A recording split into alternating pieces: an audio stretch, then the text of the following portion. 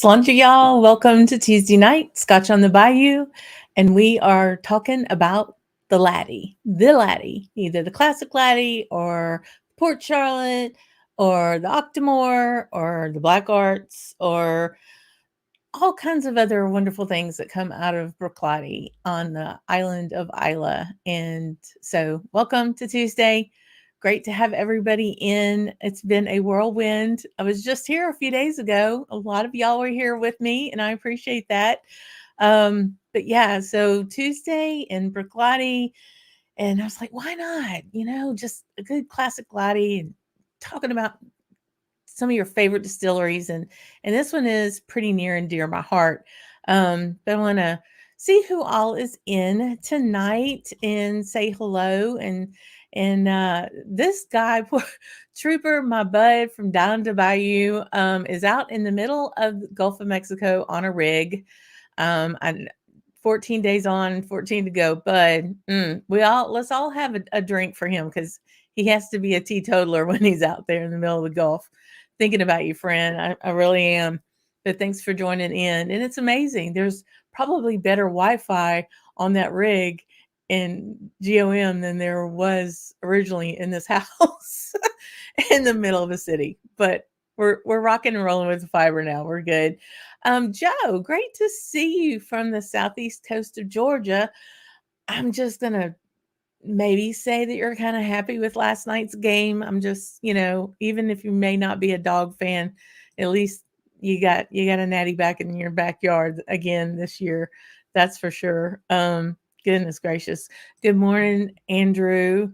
Thank you again for if you didn't get to catch Sunday's special show.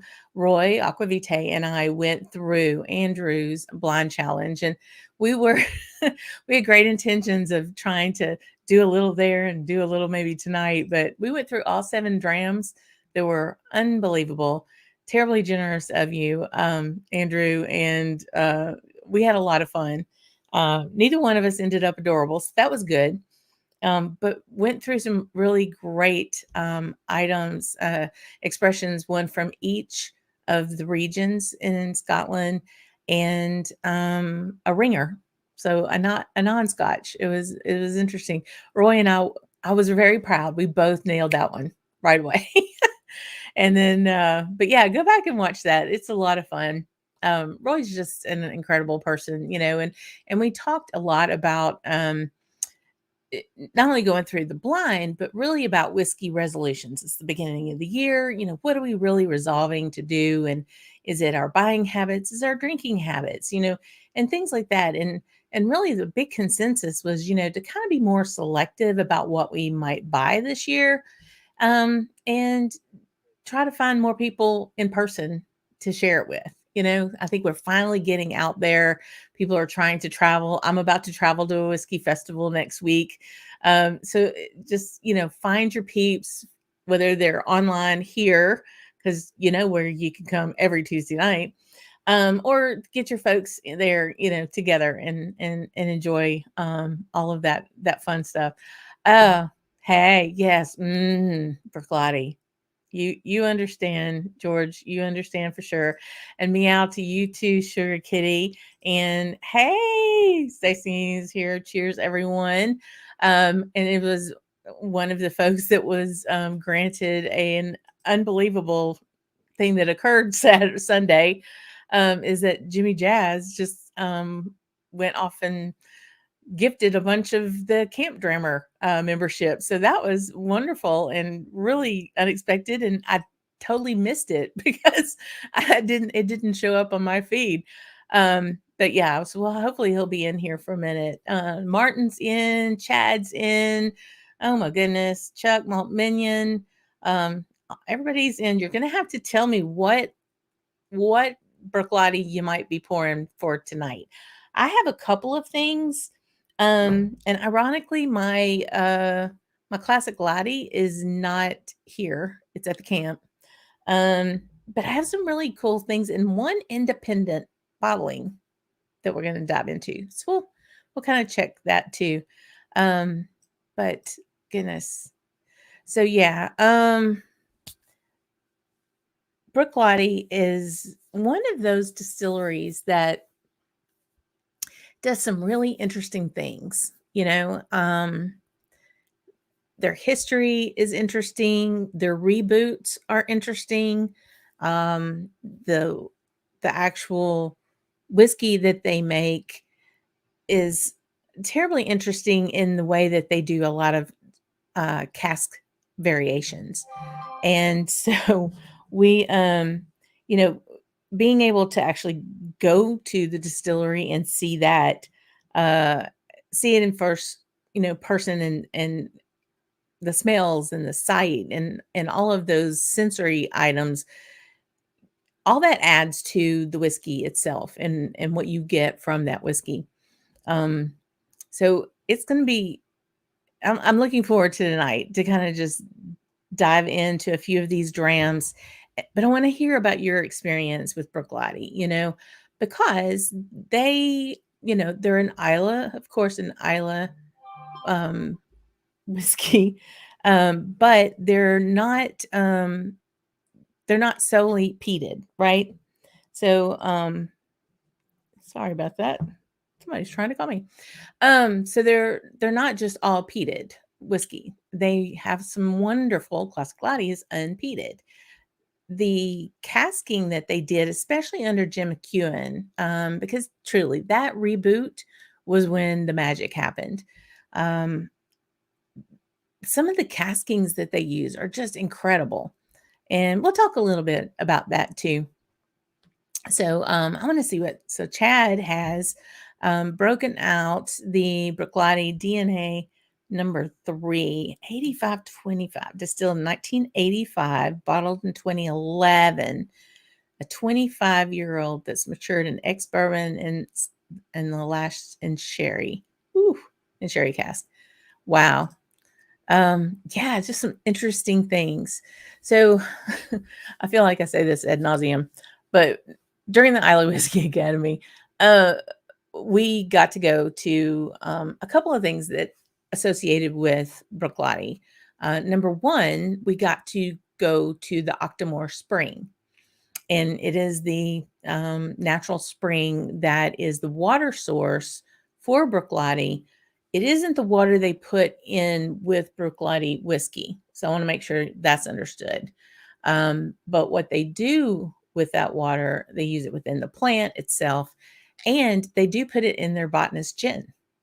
And it's beautiful. I mean, the spring is amazing. It's just you go down this hill, all this farmland. The farmer there is named James Brown, and I got to tell you, it was really hard not to go wow every time. Wow, James Brown's name was mentioned, but he's this rugged Scotsman farmer, and he's got this cane that's a ram's horn on the head of it, on the handle, and it's just this amazing guy. And he takes us down this hill, and there's a shed at the bottom of the hill, and there's a freshwater spring right there, and they literally pump the water out of that into a tanker that you'll see in a second, and take it in to Bruichladdich, and they use it in their physical plant in their making uh, in the process of whiskey, but it's not the water that's put into the bottling, like when they're working on their ABV. So yeah, so Octomore Spring in and of itself was an amazing thing. So Chuck's got the classic Laddie. I've tried to get classic Laddie colors here in the studio as best as I could. Down to the heel of a Black Art 5.1. Oof. In the Glendronach. Oh. Wow. So, okay, that's right. Golly, Peter. Just the fact that you have any Black Art, it's not easy to find, nor is it real thrifty. So being able to have some of that is amazing. Martin has just got the 10.4 Octomore delivered from across the pond. Might crack that open in a bit. It doesn't matter. You can certainly use a Deanston 18 to warm yourself up to the peat that's going to happen to the Octomore if you go there for sure. Um, oh, now, Andrew. Jim McEwen is a force. So I'm going to tell you, I'm a fan. Sorry, but I'm a fan of Jim McEwen. He is quite he is a force of nature, that is for sure. And you know, Bruichladdich just it was on some really tough times for a long time. It started in 1881 and was owned and mothballed, owned by another and like a bunch of independent bottlers owned it at different times and mothballed. And Jim McEwen was rocking and rolling with Beam Centauri and over at Bemore, and he just kind of, said, all right, let's go do something completely different. There are a couple of documentaries that highlight a lot of that story, and especially of Bruichladdich. I want to say the one is The Golden Dream is one of them, but the Water of Life film is a new film that came out in like 2020. And that one in particular is really good. And it goes beyond just Bruichladdich, and Rachel McNeil from the Whisky Academy is in it. It really shows, it showcases Adam Hannett, the predecessor of Jim McEwen, there as well. And it's a fantastic documentary. And I can't recommend that enough. But yeah, so yeah, James Brown is hardest working man on Islay. Wow. Yeah, you better believe it. For sure, for sure. Hey Daniel, hope you're thawing out up there. Good to see you. Thanks for being here and all the support, friend. Hey, Mark Rhoda. Yeah, that was tough. Talk about if we win the Mega Millions, maybe we can apprentice for him, That's for sure. But yeah, Jim McEwen coming in and really working with this distillery. And my first dram tonight is one that I had, and I've done a review on this. And it is the Bruichladdich Islay Barley 2011. Let's get in there. Get in there. Come on. This one is very tasty. One of my favorites. There we go. I love it when it actually gets in there, and then I'll get fuzzy, and then I'll have to come back in. But this one is at 50 ABV. All the Islay barleys, I believe, are at 50. I have a 2009 as well. This one is like a sentimental favorite. Let me know if you've had the 2011. Oh man. I mean, it's so malty. So let me share this with you all. This gentleman is and he is a farmer, and his name's on here. His farm is the one at Crook, I think. It's on the tin as well. But there's a map of Islay, and it actually shows you which farms the Islay barley came from. And Hunter had at his farm. He's got the dogs. He's got these spaniel dogs that are trying to find a rat in the barn. It's just amazing. It's cold. It's kind of gray, slightly, foggy, little misty. Beautiful Scottish weather, right? He's got some pigs over in the corner that are absolutely adorable. And we're in this barn with all the smells of a barn, and he's pouring this dram. And it was divine.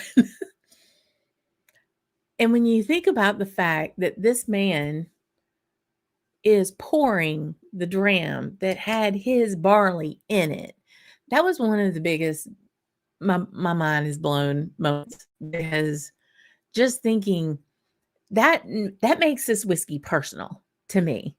It makes it personal when you face the man who has faced the elements to be able to bring this whiskey, bring that grain to the distillery to be able to be made, that's a lot. It really is. Oh goodness.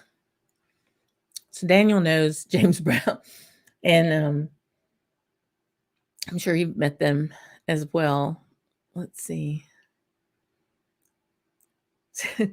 So George is almost pouring 10.3.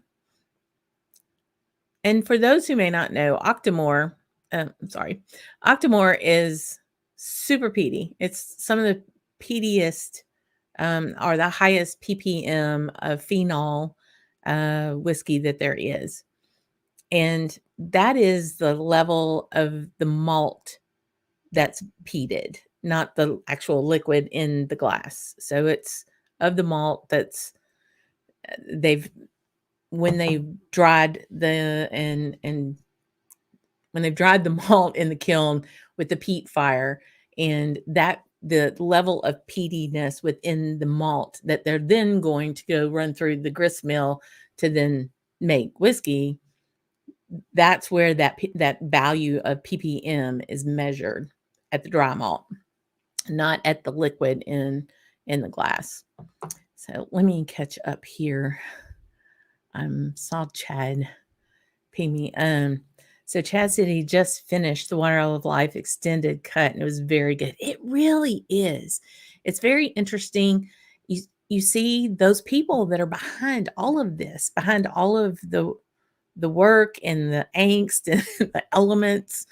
And I think not that isn't something that happens at all the other distilleries, but I think it's really particularly special on Islay because it's another island, because it's so remote. Yeah, I mean, it takes effort to get there, right? And it's so unpretentious. It is what it is.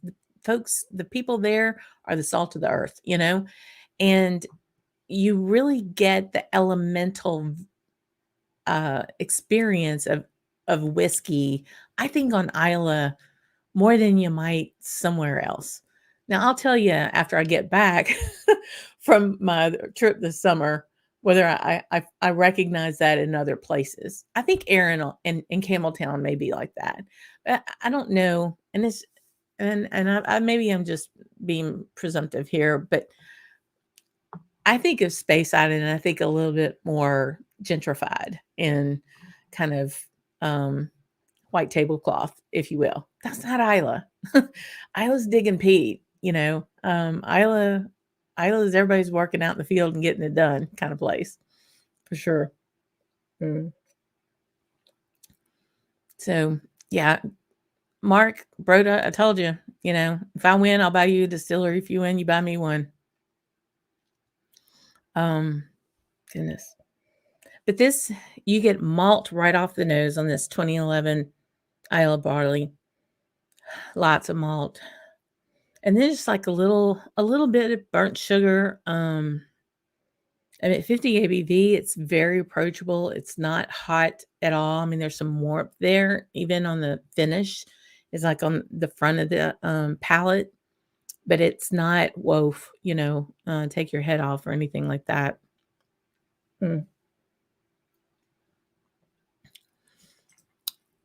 Let's stop a moment because I got a redo to do. Jimmy Jazz, friend, don't ever worry about being late. Thank you for being here, and my deepest apologies for not seeing your epic and generosity on Sunday. Jimmy, along with many of you now, for sure. I mean, I'm practically everybody on here that I can see are Camp Drammers, and that's supporters of our channel.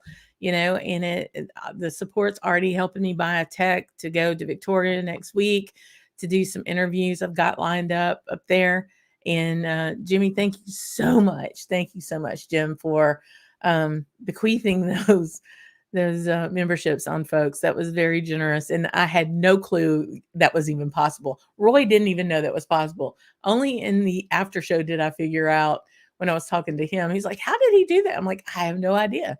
But thank you very much for that, friend. I truly do appreciate it. And for all those who were lucky enough to be given one of those, wow, thank you. I hope you enjoy being part of the support of the channel. But um, that was really sweet. I appreciate it. Goodness, you're a super guy, man. This woman. How dare I be late for the Bruichladdich episode? Don't be ashamed of yourself. This was my cohort, partner in crime. We did all kinds of things. We didn't get in too much trouble in Bruichladdich. Oh, goodness. But she knows this 2011 Islay barley is just unreal. But again, it's like there's a little citrus on it, malty, little citrus, a little brine, not a whole lot. Very clean, very crisp. This would be a spectacular Scotch to give to someone who's just wanting to start in on like a heftier version of Scotch. I mean, if they kind of played around with maybe things that are easily available, then that's good. But this one, I think would be like a step up from, like a Glenfiddich 15 or even a Holland Park 12, anything, or even a Deanston 12. When you're trying to get them up, it's primarily bourbon finish. So, I mean, you're not getting, it's sweet. It's more of a bourbon sweet to me than it is anything else. But this would be a really great entry to Bruichladdich for someone, as well as Classic Laddie. And like I said, Classic Laddie is at the camp. So I didn't plan well enough on that one. So George ended up actually pouring the 10.3 despite the cries from the other part of the room. Just a little jelly. Martin's he's definitely got some lovely bottles, and I'm real happy for him. I'm happy for anybody that like knows what they like and they go after and get what they want. That is for sure. Goodness. Let's say, hey, Whiskey Nose, good to see you here. Thanks so much. Yes, that 2011 Islay barley is lovely. But you're so right about the feeling on Islay. Daniel's there. Daniel's gone to the academy as well. From the farmers to the folks at the Octaford barley storage. Yeah. To James Brown. I know, right? You just want to go, wow. And his spring. Yeah. I mean, terribly generous folks. And Gordon McDougall. Yeah. It's just, it's just really good folks. Just good folks. Yeah.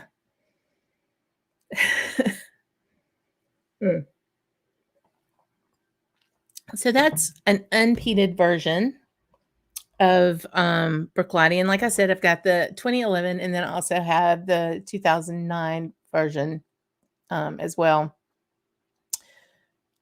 Unpeated. So not all Islay is peated. And when Daniel went there before, and I know Martin's been there before. When Jennifer and I were there for the academy, going to Bruichladdich was amazing because you already had in your mind's eye what it was going to be like. Today's post was of the cask. We'll see here in a minute. That color of turquoise, that color is just, it's an amazing signature for that company, along with their branding. I mean, they have very, very strong branding, from the way that their bottles look to the canister, the metal canister as opposed to a box. All those different elements of it add kind of a uniqueness to Bruichladdich. So I want to just kind of show this. So while we were there, you come in the sea is on the left. You're driving in, and Bruichladdich is this big whitewashed, gorgeous building. And they were doing some repair while we were there. So there's a bunch of scaffolding and things, but you go in between two buildings and the Bruichladdich gates are there. They're open up for you. And you're met with this billboard that is hashtag We Are Islay. These are all people that work there. These are people that have lived there all their lives, just about, They literally had a yellow submarine on campus. They really had one, and this tanker that you see behind me and Adam Hannett, that's the water tanker that they take to the farm, and they go get the water out of the Octomore Spring. It's just amazing the whole route. They put people to work that had no work when they reopened, when Jim McEwen and Mark Rainier opened up Bruichladdich again. I don't know if you can see over here towards the back, like in front of the the tanker, way in the back. Those are new dunnage houses that they were building at the time. And Rachel McNeil kept talking about, you can see them from space. They're so big. They're putting out a lot of product, and it's good stuff. Really is good stuff. This was, Jennifer, help me out. This was probably a year or two after Jim retired, I want to say. So 2019, I think Adam was about two, maybe 3 years into his stride of taking over as master distiller there. So yeah, when you get into the actual distillery, it is Victorian, as in 1880s, Queen Victoria, as in old. I'm talking, and it's, the pictures don't do it justice. I kind of wish I could have played a little bit of a snippet of a video I took, but this is the grist mill that is probably maybe the second one they've ever had, because the things didn't break. So the company went out of business because they never had to sell another one. But there's all these pulleys and belts, and you're just waiting for, like the hamsters to run and make sure everything's working. They literally have a chalkboard that is right here where they're saying, what bin is it? Which mash is it? Which malt is it for what run? All of that is just handwritten. It's not in a computer database. It's all by hand, So you go through this, they're getting, the right mix of how they want the grist, the chopped up barley to be before they send it to the mash tun. So the mash tun. Okay. So you get to the mash tun. The mash tun is from the 1800s. It is cast iron, and it is 7 tons and wide open. There's no lid on this thing. There's no lid. And it has a rake. It has like these tines that are going through, mixing everything up. Because they want it to, that's the way. There's really no big technology to it. It just still works. And it's like this big, I just could not get over how the fact it was open, and it wasn't a closed in mash tun like you see almost every other distillery. Crazy. And from there, of course, after it goes and sits, they have Oregon washbacks. They had quite a few. They have the fermentation on the washbacks is usually like 60 to 100 hours, depending on whichever thing that they're doing. But then they have 2 sets of stills, and the 2 sets of spirit and I'm going to wash in a spirit still, and then they have Ugly Betty in the middle.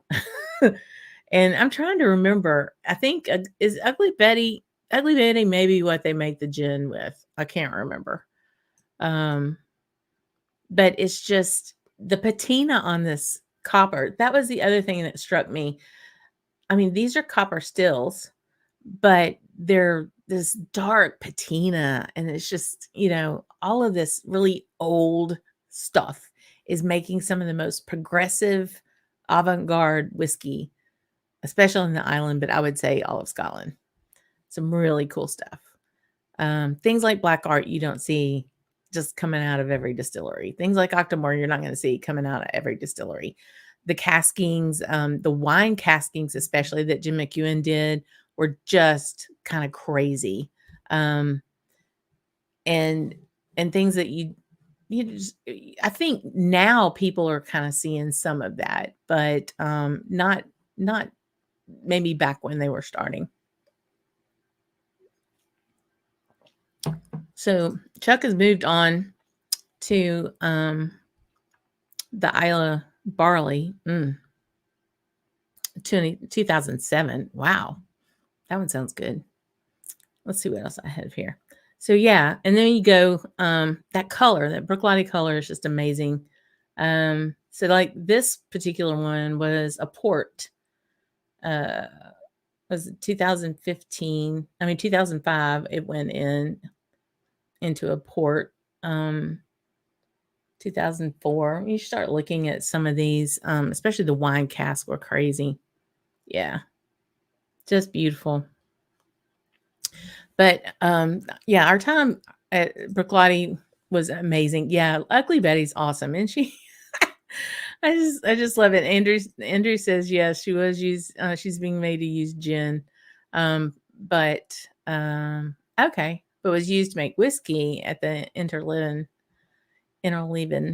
Distillery originally. See, the beauty of the chat is that y'all know more than I do about a lot of things. That's for sure. Yeah, and Martin's like, yep, for the botanist. And I'm not a big gin person, but I like that gin. And it doesn't give me a headache. Like some gins just like give me a headache like right here, and I can't do them. If I have a cocktail with gin, I'll usually say, can you just put vodka in it? Because of that. But if I know that they have something like the botanist, then I'll try to get there. Hey, Bourbon Bar, welcome. Thanks for coming and being with us tonight on a Tuesday night. Let me know if you're actually having some Bruichladdich, and going from there. So the next dram I'm gonna have, how are we doing? Doing pretty good. This was a dusty, like you probably could have planted the lower, the spring crop on this thing. It was so dusty. I got it a couple years ago, and if you can see, there's a lovely cork floating still in it. So it was a cork fail that kind of, that happens once you get it home, right? And I'm thinking, oh man, it's a dusty with a cork fail. I hope this is going to be better than I think it will probably be. But it is a 12-year Bruichladdich. It was distilled it's distilled in 1991 and bottled 2003. And I got it a couple years ago. So it's been sitting in a bottle for a decade and a half for sure. It's at 46%, and it's a Whiskey Galore independent bottle. So this was actually quite surprising to me. Let me see if this one won't break too. Bonk. And just the fact that, you don't see, well, actually, there are quite a few independent bottlers that will do Bruichladdich. And Jim McEwen has turned into one of those, actually. The Ghost was, let me see. The Cask Whisperer is his bottling name, because he, along with a lot of the employees and even the farmers, were paid in casks along with dollars or money, for their work there. And so he has taken some of his casks that he's had and bottled them himself under the Cask Whisperer moniker. And we've had a couple of those, and they were divine. I think they're out of Sweden is who's handling that, but goodness. Hey, Michael, good to see you. Had to go buy those tickets. Yep. It's over $1 billion. So we're all buying each other distilleries if we win. So just so you know. um, um, so Martin says Rachel told you a funny story straight from Jim's mouth how they got their signature color. I'm kind of afraid to ask. I don't think I remember now. I want to say it was kind of like the only paint that was left or something like that. Um so if Michael does win, he's buying us all a 77-year-old Macallan that we're going to share, right, Michael? We'll come find you.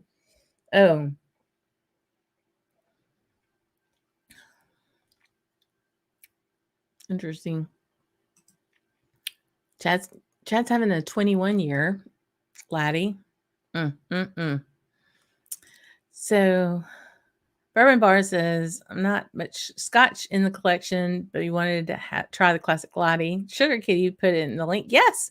And it's really good. Well, I'm glad that Sugar Kitty did that. Thank you very much. And welcome for Scotch neophytes or people who've had it all their lives. We're here for it.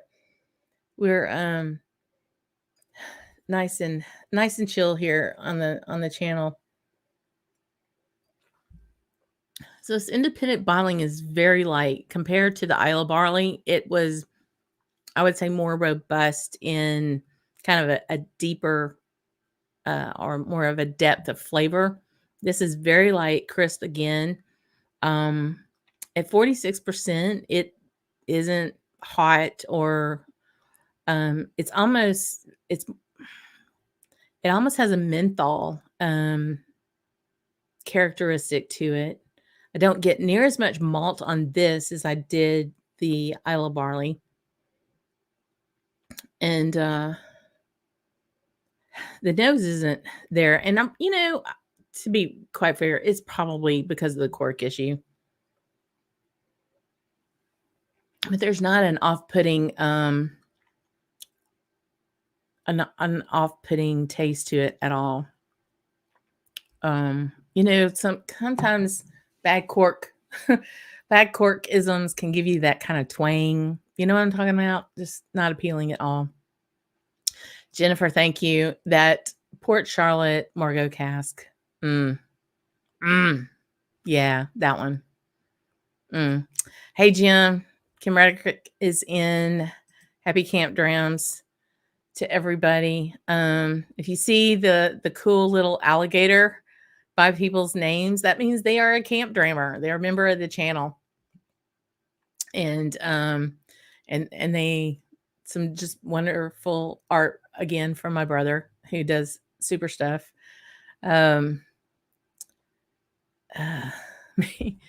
Goodness.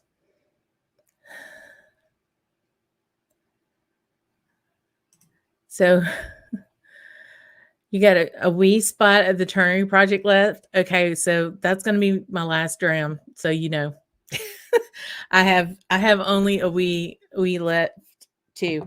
And actually, I've got another wee bit of another sample, and this is of K Club Links. It's the 16th hole. So they did like a whole series of whiskeys that were, I guess, marketed over different golf courses and holes at golf courses. And this was the 16th hole at the K Club Links.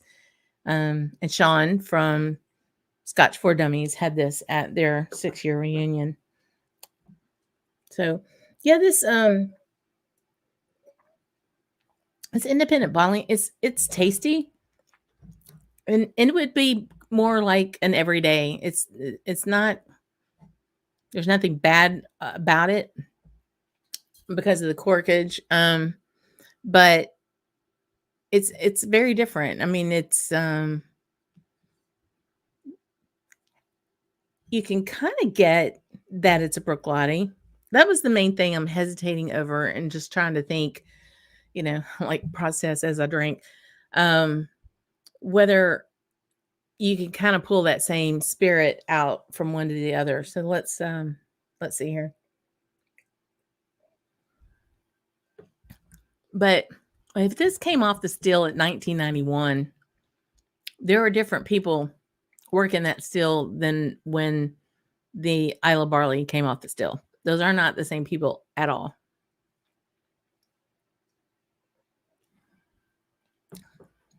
Yeah. So like the base building block of that spirit really does not taste to me what Bruichladdich is.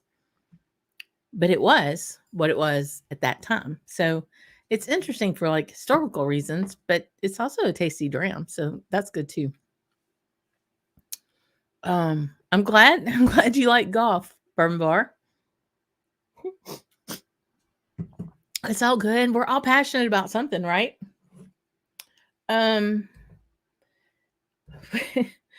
So the peated, so we've kind of talked about non-peated, so classic Laddie, Islay barleys. I know Jennifer shared a bear barley, so BERE, a type of grain, barley grain. That one was really, really tasty that I can remember. But the other mainstay in the core range is Port Charlotte. And they're definitely peated. This has got some peat and then some. They even put heavily peated on the label.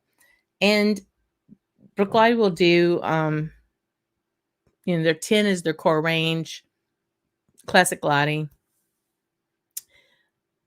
And then they have, I was able to get a 16-year Port Charlotte that was from the distillery. And I've purchased 2 bottles from the distillery, and they have been, you know what I mean? They've been the ones that I was like, okay, I'm doing this. But the good thing about those, they are pricey because they're coming from the distillery, and it was during tariff time, and it was, oh man, y'all. And it was the shipping and all of the stuff. But it's Bruichladdich 16 Port Charlotte. Oh man. Can y'all smell that? But I mean, you just look at this color. I know I didn't pour a whole lot because I've got a couple more I want to play with here. But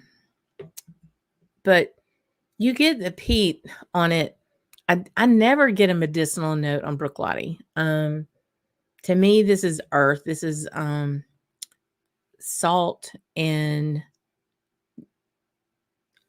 not dirt, earth. Earth being, something that you're digging, not dirt as in dirty. So, Andrew, that cork's been floating. Well, that's the cork that broke. So I need to actually dig that out.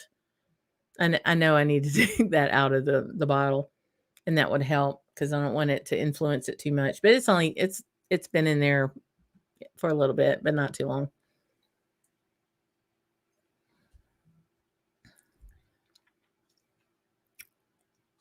So there's this thing about smoke and sweet that is kind of really in my wheelhouse.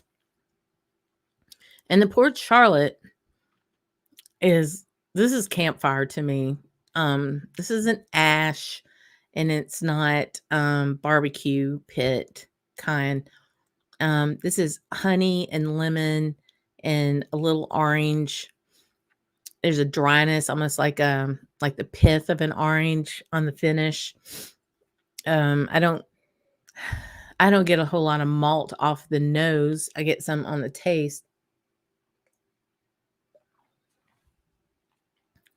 But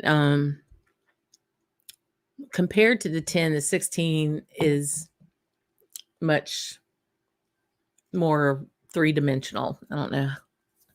I feel like I'm really talking out of it tonight, but it's almost voluptuous. Like it has curves, if you will. But it's I find the 10's a bit flatter than this. Very, very good. Um, so the barley is peated near Inverness, just not Islay. So it's not Islay peat. Yeah, that's interesting. So probably if I'm smelling brine and tasting, that's coming off of its maturation. So, and Andrew, you bring up a good point, because that information is not always easily readily found.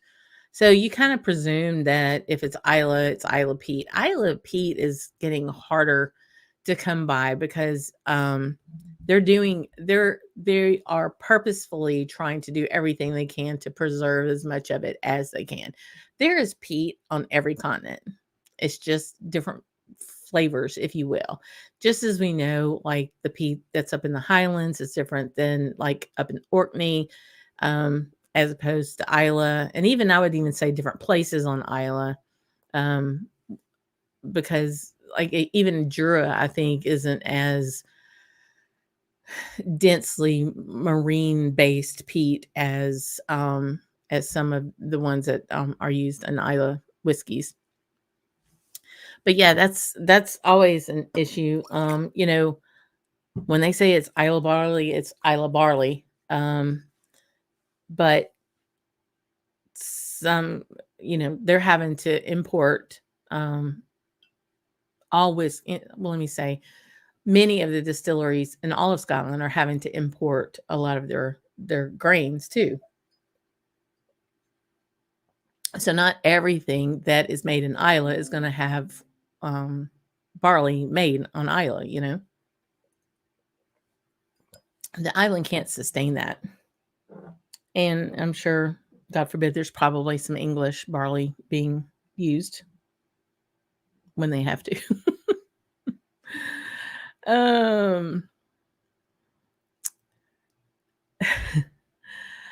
So Martin says that he thinks the story was that Jim McEwen wanted to do some crazy stuff with Pete and that he couldn't because the Port Ellen Malt House wouldn't do it.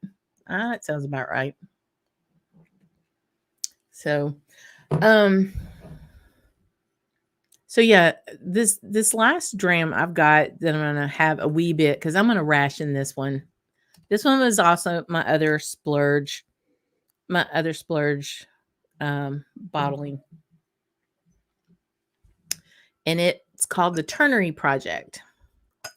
And I am only going to pour what's left of this sample bottle is what's left of my entire bottle because this was actually going to be, I believe it was going to be the 2020 face shield bottle.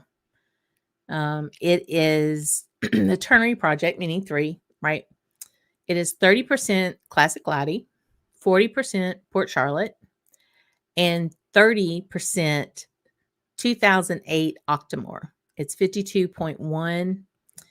And this is probably in my top 3 whiskeys of all time. It is absolutely divine. And that bottle I got to share with 19 people. I kept count because I wanted to make sure I knew everybody who got to have some of this.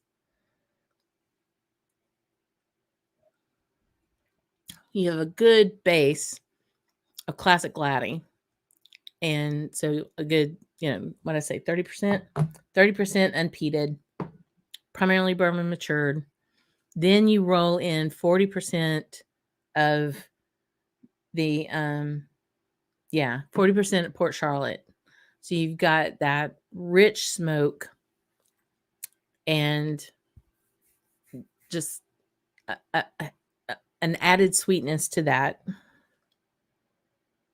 And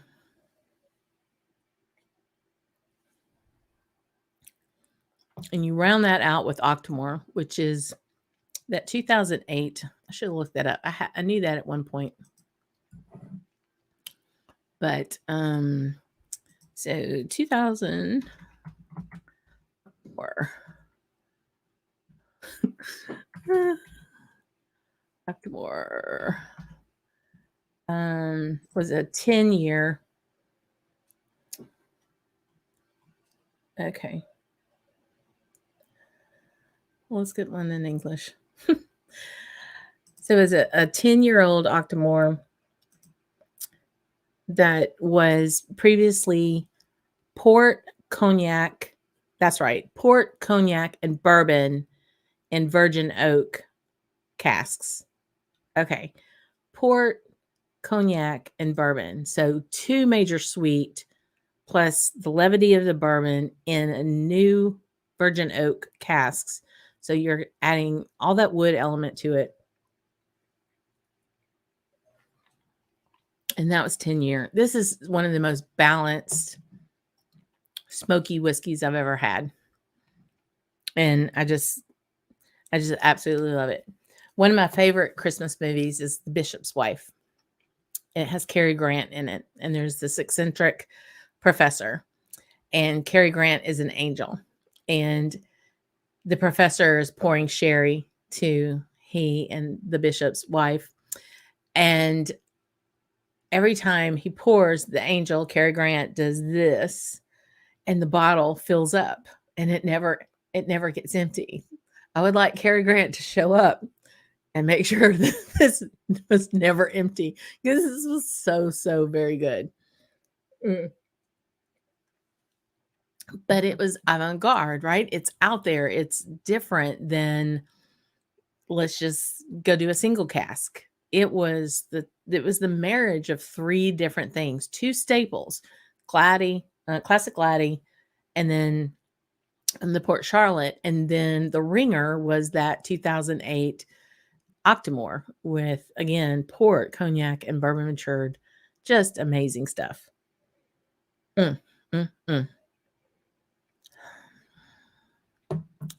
Let's see. So Chuck is finishing up a Bear Barley 2010. It's definitely different. It's an other expression was some type of tropical fruit, and I can't really place it precisely. I want to say, is Bear 6 grain?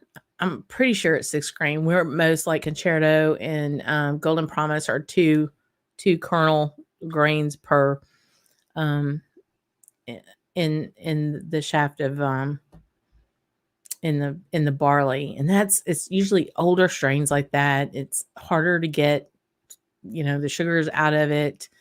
It takes a lot of effort to do something that's that old, for sure.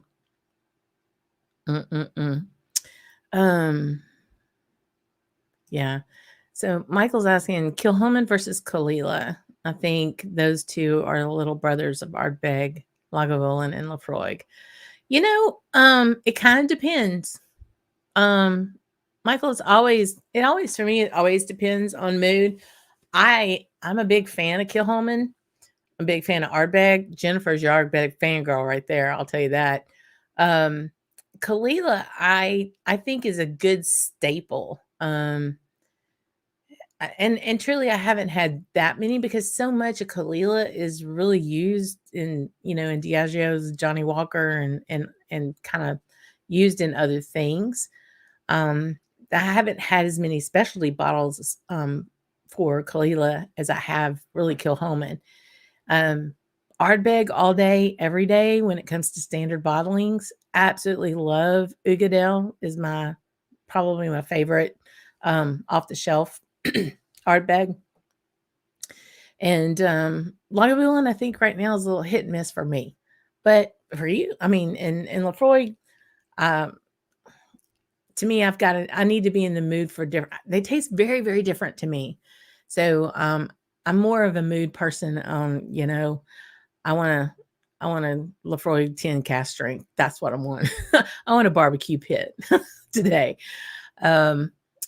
And I don't get medicinal notes on much of Islay whiskey as some folks would. My taste buds just check out at that point. I don't know what the deal is, but I don't get that. So some folks may be put off by that, but I'm good with it. I say it's all good. And whatever you like, you like. So absolutely, that's the way to go. Which one was that Leanne was sipping? Is it still available? Oh, the Turnery Project, probably not still available. Definitely not available at the distillery. There's secondary to that one, and it's Turnery, Ternary,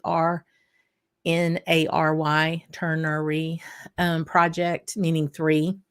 And Andrew, good luck trying to find it. And if you hit Mega Million, you might be able to buy it. It's one of those things that they had, like, I don't know, like 350 bottles of, and that was it. It definitely was a marriage of a couple of casks, and that's all she wrote of it. But I have seen it out on secondary, but I was just really glad I was able to get it the first time, because that won't happen for me unless I do hit the numbers tonight. Hey, Katie, good to see you here. Thanks for being here, friend. Yes, she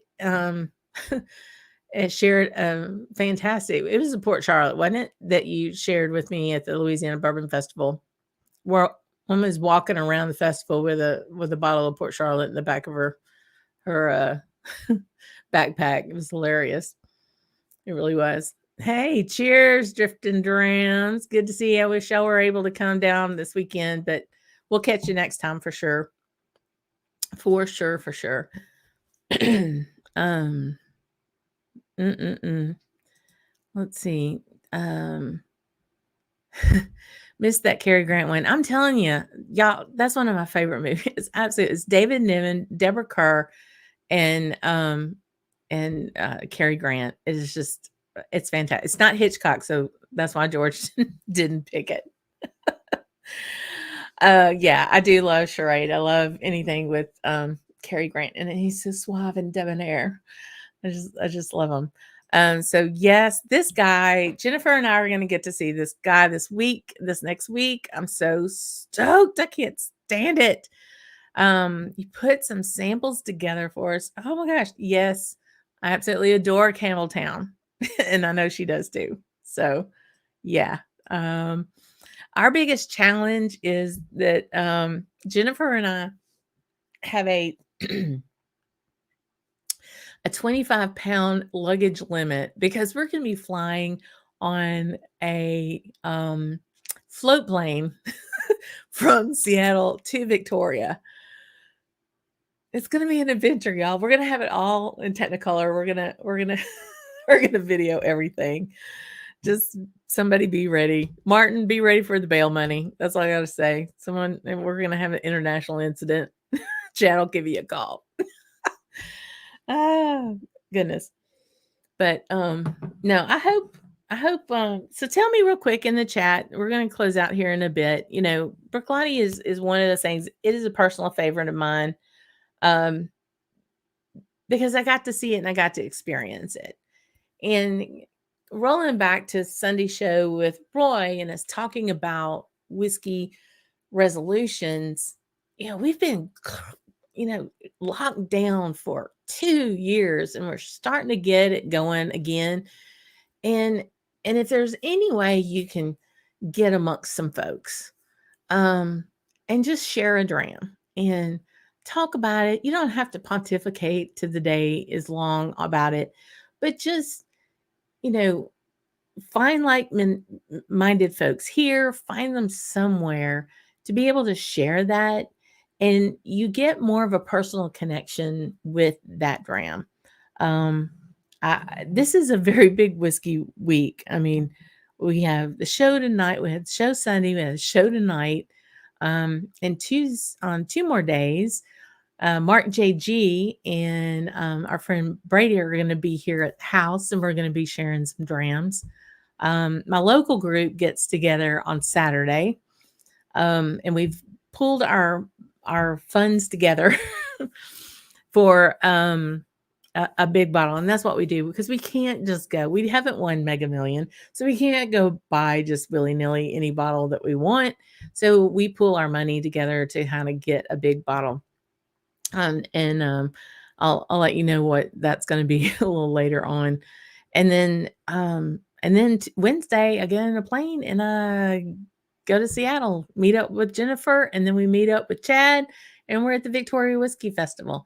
And it's really I told Roy this Sunday, I was like, this is my first big girl whiskey festival. I've gone to ones kind of locally. I've gone to Tales of the Cocktail, which in New Orleans is enormous. So it is a huge, huge, huge festival. It runs all week long, not just a couple days. But to go as a destination event, this is kind of a big one. And I'm going to see Chad. I'm going to see my friend Terry, spend more time with Jennifer, and come back with lots more friends than I got there with. And that's the best part. And, I always appreciate you all coming on tonight and every Tuesday night and helping us out with the channel and the support that you give me. I really, really, really do appreciate it. Jennifer, you will not get barfy. It's like, you need to get some Dramamine if you might want to think about that. Now, Michael, if you go on the ferry on the Mississippi River, it's not too bad. It's very short and it's not rocky at all. I promise, honest. I promise.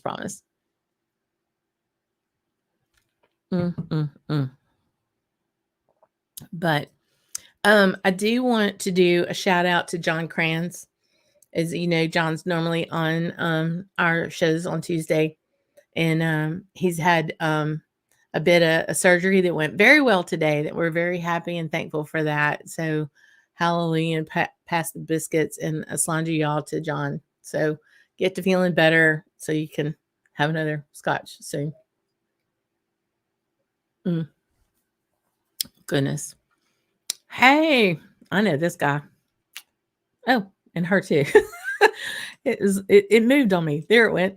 Hey, Drew, thanks for being here and saying hello. I know that you like some Laddie, that's for sure. So Michael, the 1 to Victoria is rocky. Well, maybe it's a good thing it's in dry dock and we're not taking it because, that was unexpected, but we made it work. We're going to make it work. It's going to be really interesting for sure. Andrew's got it going on. He understands, sharing whiskey is the best way. You can give a lot of it away. Absolutely. But that you can share that with folks. Yeah. And it's a great way to be able to get a bottle. We pulled our money and got that SMWS Highland Park 4.293, which was a Highland Park that was matured in a Lefroy cask. Oh my heavens. It was unbelievable. Sherry in Lefroy cask. And it was a $400 bottle, $350, something like that, tax, title, and license by the time it got here. But among 8 people, it's very reasonable. And we all got some, and we just keep drinking it at every time until it's all gone. And we got to have it. So it was really cool. So, well, got a cool show coming up next week. Gonna reconfirm that, but we're gonna be talking about some cocktails with Scotch. So I think that's gonna be quite interesting. And the week after, I need to see, I'll be coming back from Victoria, so I'm not quite sure how that's going to work out, but we'll figure it out for sure. I hope you enjoyed the slideshow and all the fun things. I wish I could take you all on the trip back to Scotland. I will one way or the other. You know what I mean? But being able to share this with y'all makes my heart feel good. I'm excited about the channel and what we have got going this year. I'm thrilled with all the Camp Dram memberships and all the great comments I get. The likes help the algorithm. We've had a nice big bump in subscribers this month already, which is really kind of crazy and wonderful. So thanks for telling your folks up about that. Burns Night is coming up, Daniel. I am working on something with a slight Cajun flair for Burns Night. It's amazing how much in common Cajun and Scottish, especially Scottish Highland culture there is, and the Gaelic culture. for example, the dance, a Gaelic dance is a Cayley, right? Well, in Louisiana, it's a feu de dos. You know, both were exiled from their homeland. Both were told, don't speak your language. So there's all of these variations. And there's one particular dish for Burns Night that has somewhat of an assimilation in the Cajun world. So we'll see about that. That last Tuesday of the month is going to be fun for sure. You don't want to miss that one. Not gator haggis, I promise you that. But close. Very, very close. Very close. So, no, thanks, guys. Thanks you all for being here. Again, whoever wins the Mega Million, you're buying us a distillery, and we're all going to show up and work at it, right? I mean, pinky promise, right? Again, thanks everyone. Thanks again, Jimmy, for all your support. All my camp drammers, I love you to pieces and then some. And we will see you next week right here on Scotch in the Bayou Tuesday night. And until then, have some classic Laddie. Enjoy it, and Slàinté y'all.